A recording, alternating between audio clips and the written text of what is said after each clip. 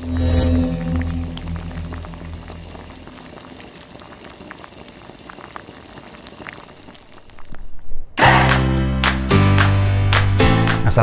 warahmatullahi wabarakatuh. Alhamdulillahirrabbilalamin. Allahumma sholli ala Muhammad wa ala ali Muhammad. Salam kader Madrasah Muallimin Muhammadiyah Yogyakarta. Bagaimana kabar anakku semuanya? Saya harap Anda semuanya dalam kondisi sehat walafiat dan masih semangat untuk selalu mengikuti pembelajaran walaupun pembelajarannya adalah dalam bentuk daring atau virtual. Pada video kali ini saya akan mengajak Anda untuk memulai memahami suatu bahasan bab yang baru, yaitu tentang hukum Newton tentang gravitasi, yaitu pandangan Newton. Kalau pada pertemuan sebelumnya, yaitu Newton telah membahas tentang 3 hukumnya. Kita telah mempelajari pembahasan atau sudut pandang dari si Newton dalam memahami gerak. Nah, sekarang pada pertemuan video kali ini kita akan memulai, ini baru pembukaan bab terkait dengan hukum Newton tentang gravitasi. Bagaimana pandangan Newton tentang gravitasi? Akan tetapi untuk melanjutkan pembahasan itu, saya akan mengajak Anda dulu untuk memahami, yaitu memahami atau sejarah pendahuluan yang disebut sebagai gravitasi itu apa. Nah, jadi apa itu gravitasi? Sehingga pada pertemuan kali ini tujuan pembelajaran kita itu adalah memahami paradigma tentang gravitasi itu apa.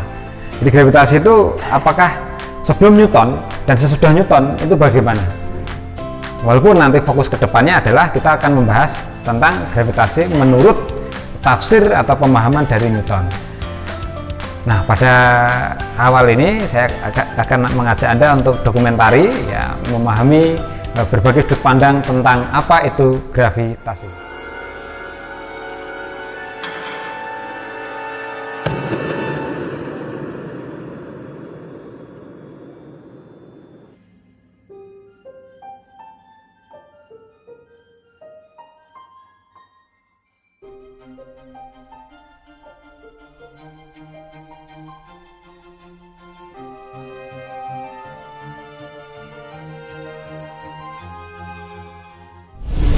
Sejarah sains tidak terlepas dari fitrah manusia untuk berpikir dan menanyakan lebih dalam hakikat segala apa yang terjadi. Cara berpikir atau paradigma manusia dijelaskan oleh Thomas S. Kuhn, fisikawan teoretik ternama Harvard, selalu mengalami perubahan-perubahan dan pertarungan antar paradigma sesuai dengan perkembangan sosial masyarakat. Katanya, sains digerakkan oleh paradigma-paradigma dan paradigma satu dengan lainnya akan saling bertarung untuk memenangkan arah pengembangan sains ke depan. Paradigma yang sementara unggul akan bertahan dan dianggap ilmiah. Yang berlainan dengan kesepakatan paradigma tersebut dianggap tidak ilmiah. Fenomena alam semesta muncul memiliki pola dan ketetapan yang lestari, atau kita menyebutnya sebagai sunatullah. Tafsir manusia atas alam semestalah yang sebenarnya mengalami perubahan tergantung paradigma yang dikembangkan. Allah Subhanahu wa taala berfirman, Sunnatullahi allati qad khalat min qabl wa lan tajida li sunnatillahi tabdila. Membahas gravitasi atau medan gravitasi tidak akan terlepas dengan fenomena gerak benda jatuh bebas. Mengapa benda itu jatuh? Pembahasan itu sebelum Renaissance, kita berjumpa dengan murid Plato di abad ketiga sebelum Masehi, yaitu filsuf terbesar yang bernama Aristoteles yang wafat tahun 322 sebelum Masehi dengan teori 4 elemennya, yaitu air, tanah, api, dan udara. Dia mensifati berbagai benda dan fenomena alam menurut kedekatan sifat-sifatnya terhadap sifat elemen dasar benda itu. Gerak jatuh bebas merupakan gerak alamiah dari air dan tanah. Mengapa batu jatuh ketika dilepaskan dari ketinggian? Jawabnya menurutnya, karena batu memiliki unsur tanah, maka selalu menuju tanah. Mengapa kapas enggan jatuh ketika dilepaskan dari ketinggian?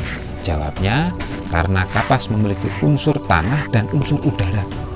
tetapi lebih banyak unsur tanahnya sehingga akhirnya tetap jatuh ke tanah. Menurutnya juga bahwa benda yang lebih berat akan jatuh lebih cepat dibandingkan benda yang lebih ringan. Penjelasan Aristoteles pada zamannya dianggap sebagai tafsir paling ilmiah dan tidak ada yang berani mampu membantahnya. Terbukti dalam catatan sejarah mampu bertahan lama hingga 15 abad. Barulah pada abad ke-12 Masehi setelah kendali peradaban Sains bergeser dari Yunani ke Islam, pembahasan gerak jatuh bebas dijelaskan dengan konsep gaya tarik atau istilahnya yang kita kenal sekarang gravitasi melalui jalan eksperimental, bukan hanya dengan cara filsafati saja. Adalah Abdurrahman Al-Khassani yang wafat tahun 1130 Masehi, seorang saintis muslim yang menyetuskan pertama kali konsep gaya tarik atau gravitasi dalam mengkaji fenomena gerak jatuh bebas. Pemikiran Al-Khassani dipengaruhi oleh pemikiran Aristoteles, Archimedes, Ibnu Haytham, Al-Biruni, dan guru spiritualnya Umar Khayyam. Menurutnya, berat gaya gravitasi merupakan gaya yang melekat dalam tubuh benda-benda padat yang menyebabkan mereka bergerak dengan sendirinya dalam satu garis lurus terhadap pusat bumi dan terhadap pusat benda itu sendiri. Gaya ini bergantung pada kerapatan benda yang bersangkutan. Benda jatuh karena tarikan bumi, kuat gaya tarik terhadap benda berubah sesuai jarak antara benda yang jatuh dengan yang menariknya. Al-Khassani dilahirkan di Bizantium dan kiprahnya dalam perkembangan sains diakui oleh Robert E. Hall dalam A Dictionary of Scientific Biography volume ke-7 Al-Khassani dengan kalimat, Al-Khassani adalah salah seorang saintis terbesar sepanjang masa. Editor buku tersebut yang bernama Charles J. Gillespie juga memberikan komentar bahwa Al-Khassani merupakan fisikawan besar sepanjang sejarah. Kejatuhan Andalusia pada tahun 1492 Masehi memberikan panggung bagi kebangkitan atau Renaissance Eropa setelah sebelumnya berada dalam masa kegelapan atas ilmu pengetahuan sains. Bersamaan dengan itu terjadi penyalinan besar-besaran atas buku-buku karya ilmiah ilmuwan muslim dari bahasa Arab ke bahasa Eropa atau Inggris atau mungkin Prancis. Mulailah bermunculan ilmuwan-ilmuwan sains yang mempelajari, mengadopsi, dan melakukan eksperimen-eksperimen yang telah lama dilakukan oleh ilmuwan muslim. Kemudian menulis ulang dan menambah serta melakukan pengembangan penelitian lebih lanjut. Galileo yang wafat tahun 1642 Masehi, salah satu ilmuwan yang melakukan ulang percobaan tentang gerak jatuh bebas dan mampu membuat rumusan persamaan dan membantah kesimpulan Aristoteles yang menyatakan bahwa benda yang lebih berat akan jatuh lebih cepat dibandingkan benda yang lebih ringan.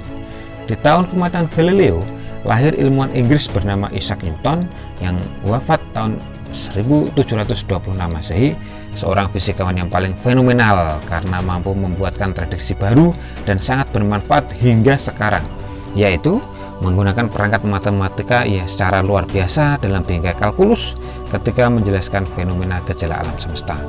Pandangan Newton tentang gravitasi mirip dengan pandangan Al-Khassani, tetapi ditambah dan ditampilkan dengan rumusan matematik, dikenal dengan hukum gravitasi Newton atau hukum kuadrat terbalik, yang secara sederhana berbunyi bahwa setiap benda dari bahan di alam semesta menarik setiap benda lain dengan gaya yang besarnya sebanding dengan hasil kali massa kedua benda dan berbanding terbalik dengan kuadrat jarak keduanya.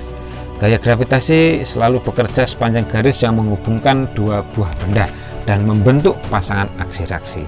Maka sebenarnya lebih tepat jika kita menyatakan bahwa pencetus konsep gravitasi adalah Al-Khassani dan perumus konsep gravitasi adalah Newton.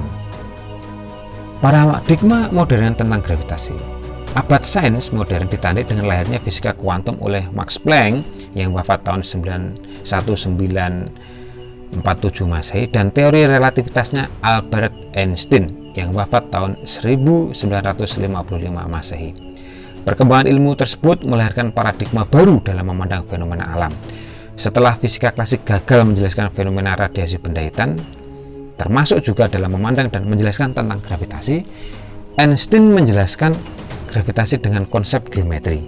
Gravitasi dijelaskan dengan melihat bahwa gravitasi bukanlah gaya, melainkan sebagai sebuah perwujudan dari kelengkungan ruang dan waktu. Penjelasan teori ini menggunakan penyatuan teori relativitas khusus dan hukum gravitasinya Newton. Rumusan persamaannya dikenal dengan persamaan medan Einstein. teori geometri mengenai gravitasinya Einstein ini menghasilkan perbedaan dengan fisika klasik, utamanya tentang perkiraan geometri ruang, perjalanan waktu pada gerak jatuh bebas, dan tentang penjalaran cahaya. Pada akhirnya, teori ini mampu memperkirakan akan adanya lubang hitam atau black hole dan gelombang gravitasi. Setelah 1 abad sejak abad ke-19 Masehi, tepatnya pada tahun 2016 Masehi, yaitu abad ke-21, perkiraan Einstein tentang gelombang gravitasi akhirnya bisa dideteksi keberadaannya oleh ilmuwan. Itulah sekelumit peran paradigma dan kemampuannya bertahan untuk dikatakan sebagai sesuatu yang ilmiah. Maka jangan terlalu mengharuskan akan sebuah paradigma berpikir, sekaligus jangan takut untuk memunculkan paradigma-paradigma baru. Konsistensi ilmiah dan berjalannya waktu akan menunjukkan seberapa kuat paradigma akan bertahan dan bermanfaat serta diakui oleh sosial masyarakat. Yang pasti, dalam sejarahnya, setiap muncul paradigma baru dalam fisika hampir selalu disusul dengan suatu teori, kemudian dari teori itu disusul juga dengan teknologi baru. Itulah mengapa maka fisika layak disebut sebagai the king of science. Menutup video kali ini, saya kutipkan suatu ayat dalam surat Al-Baqarah ayat 74 yang ada kaitannya dengan gerak jatuh bebas dan gravitasi. ثم قست قلوبكم من بعد ذلك فهي كالحجارة أو أشد قسوة وإن من الحجارة لما يتفجر منه الأنهار وإن منها لما يشقق فيخرج منه الماء وإن منها لما يهبط من خشية الله وما الله بغافل عما تعملون. Nah, itulah materi yang sudah Anda simak tadi. Anda sudah bisa memahami pendahuluan untuk memulai pembahasan dari sudut pandang Newton saja. Kemudian jangan lupa soal-soal yang sudah saya share di portal ya, di portal silakan Anda lihat, Anda pahami. Ya, pertemuan ini kita akhiri dengan satu kesimpulan bahwa ternyata sudut pandang gravitasi itu selalu berubah-ubah sesuai dengan paradigma yang ada dan sesuai dengan perkembangan zaman. Mungkin setelah nanti si Einstein memahami gravitasi seperti itu, kemudian nanti pada suatu masa itu akan dibahas lagi, mungkin dibahas lagi, ada sudut pandang yang lain lagi, ada penemuan yang lainnya lagi, ada teori lainnya lagi yang bisa dikemukakan. Nah, ini tugas Anda semuanya ya, jika Anda menjadi fisikawan, nah tugas Anda adalah memahami. Jadi pemahaman atau teori tentang gravitasi itu belum final ya, itu salah satu sudut pandang tentang sains itu seperti itu. Jadi tidak ada kata final ya dalam sains itu. Ya, silakan Anda lihat soal-soal yang ada, kemudian Anda kerjakan dalam portal yang sudah diberikan. Jangan lupa untuk selalu berdoa baik awal ataupun akhir ketika belajar. Terutama kita berdoa memohon kepada Allah semoga kita semuanya terbebas dan rakyat Indonesia secara keseluruhan ini semuanya terbebas dari mara bahaya bencana COVID pada era kita ini. Dari saya sekian dulu, ada kekurangannya mohon maaf. Jangan lupa untuk selalu mengikuti channel YouTube Nyinau Semesta. Salam semesta. Assalamualaikum warahmatullahi wabarakatuh.